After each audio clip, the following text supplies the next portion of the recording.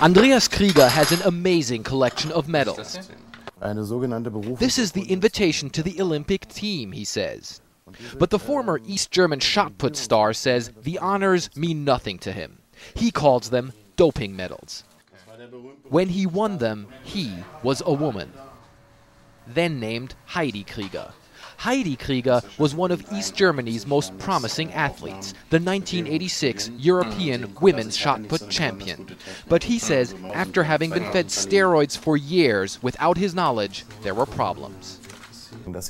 I felt much more attracted to women and just felt like a man. But I knew I was not lesbian, he says. In only 1 year, Heidi Krieger's physique changed from this to this. Finally, in 1997, Heidi Krieger underwent a sex change and became Andreas.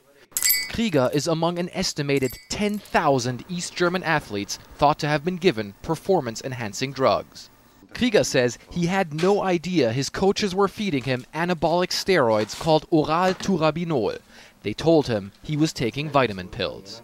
In the 1970s and 80s, the German Democratic Republic was one of the most successful nations at Olympic Games. But all along, steroids were fueling the communist medal machine.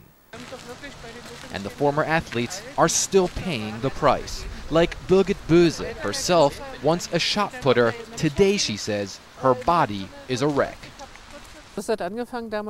I have kidney and liver problems, she says. My body started to become more masculine. I have heart problems. When I quit sports, I had the female organs of an 11-year-old. But the athletes we talk to say, looking at the upcoming games in Beijing, they fear too little has been learned from their plight. Experts say doping remains a major issue, and they fear soon athletes could try to use gene therapy for better physical performance. So-called gene doping. It means the body will basically dope itself, and the human monster will be a reality, says Willi Hepe. If today's athletes say they want to take the risk, they really don't know what risk they are taking, Andreas Krieger says. He has since married and now owns an army surplus store. Krieger says he's tired of being portrayed as a victim and is taking his life into his own hands. Heidi Krieger, Andreas says, is long dead. Fred Pleitgen, CNN, Berlin.